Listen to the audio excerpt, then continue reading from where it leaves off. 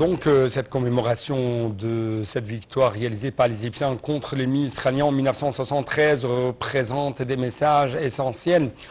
Et à cet égard, nous avons en ligne de l'Interview internationale Madame Farida Choubechi, la grande journaliste égyptienne, la grande écrivaine égyptienne, mais aussi un membre très éminent au sein du Parlement égyptien. Madame Farida Choubechi, bonsoir. Et bonsoir. Vous êtes toujours la bienvenue. Merci, bonsoir à vous et à tous vos téléspectateurs. Bon anniversaire, bonne fête. Justement, joyeux anniversaire. Et j'espère que chaque anniversaire, on va enregistrer de nouveaux progrès dans notre pays. Oui. Parce qu'on ne peut pas comparer depuis 1973 jusqu'à maintenant, on n'est plus la même Égypte. L'Égypte maintenant, c'est un pays, comme on voit, comme il est responsable, il est en train tout le temps de réconcilier toutes les parties de la région et tous les Arabes. Il est en train, moi je dis que ce président-là, c'est un bâtisseur. C'est pas un destructeur. Oui, bâtisseur de l'Égypte. De l'Égypte. Oui, malgré tous les autres points de vue, malgré quand même quelques critiques, mais c'est vraiment, c'est le bâtisseur de l'Égypte. Parce que nous avons, tout au long de l'histoire de l'Égypte, si je peux dire, des rois égyptiens qui ont connu sous le nom des pharaons bâtisseurs de l'Égypte. Justement. C'est un bâtisseur. C'est ça, c'est ce que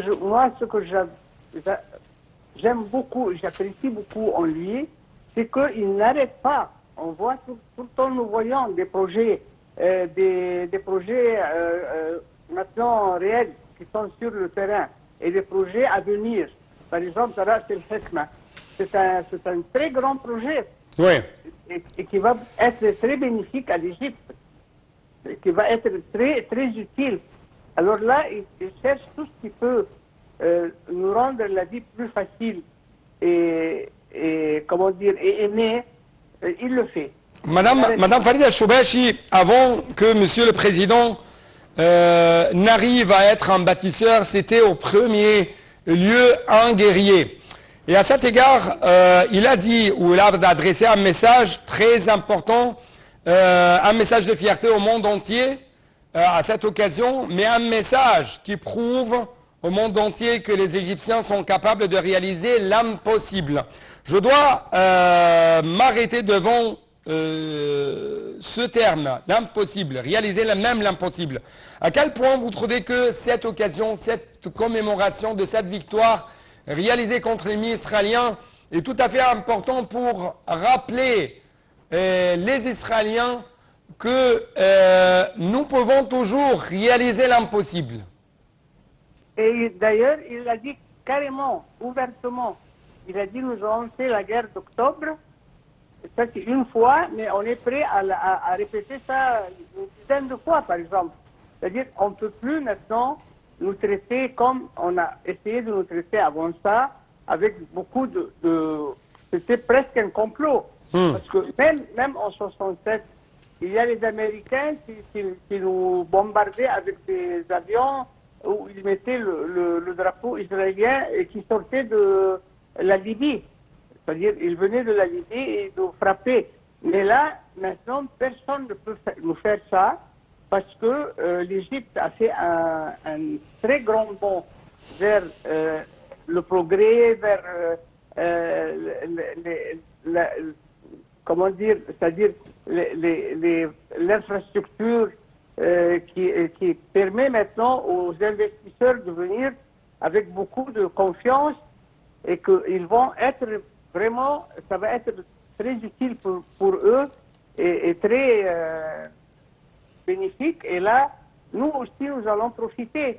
Et il y a une confiance maintenant qui peut instaurer en Égypte et en sa direction politique qui permet à n'importe qui veut faire du bien, il va trouver un président qui encourage le bien.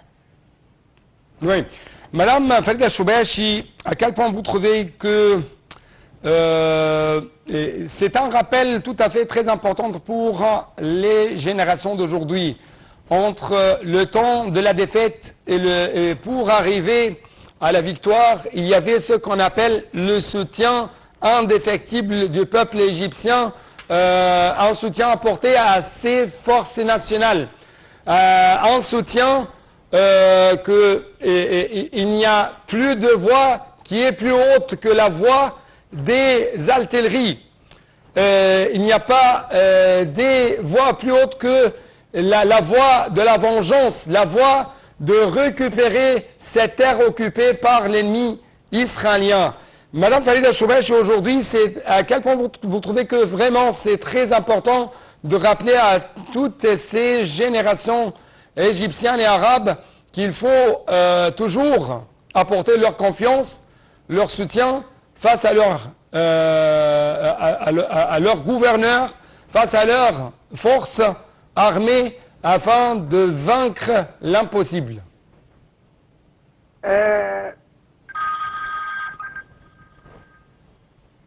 Moi, j'ai quelque chose de très important à vous dire, là, parce que moi, je suis vieille, moi. J'ai vécu dans les années 60. Oui. Je peux vous dire, vraiment, avec... c'est-à-dire, je peux vous confirmer ça, que c'est le peuple égyptien qui a décidé de la guerre d'octobre. Oui. Parce que le 9 juin en 67, quand le président Nasser a démissionné, il a refusé, c'est le peuple qui a refusé. Et le peuple, quand il a un c'est le peuple qui a résisté. Comment? C'est le peuple qui a résisté, le fait accompli, cette défaite. Et c'est le peuple qui a soutenu son armée nationale. Justement, parce que le peuple est descendu, il a demandé à son armée de prendre, de récupérer, de faire revenir nos territoires occupés et de donner une leçon à l'ennemi. C'est une leçon, une vraie leçon. Moi, j'ai suivi ça à Paris, et ils étaient dans tous leurs États qui ils n'avaient pas des Américains derrière eux. Il y avait Kissinger avec Golda Meir dans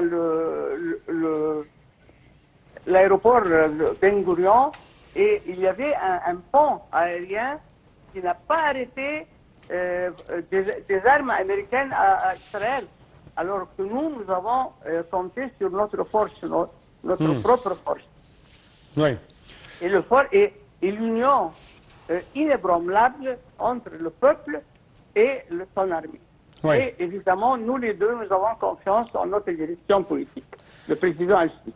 Oui. Et c'est ça toujours le vrai, ou la vraie force de l'armée égyptienne, ce n'est pas son arme, mais plutôt c'est ce soutien apporté par le peuple égyptien, sa confiance apportée par le peuple égyptien à ses fils de l'armée nationale de l'Égypte. Je dois vous remercier et félicitations, bonne fête quand même, bon anniversaire pour cette commémoration de la victoire de 1973 contre l'ennemi israélien.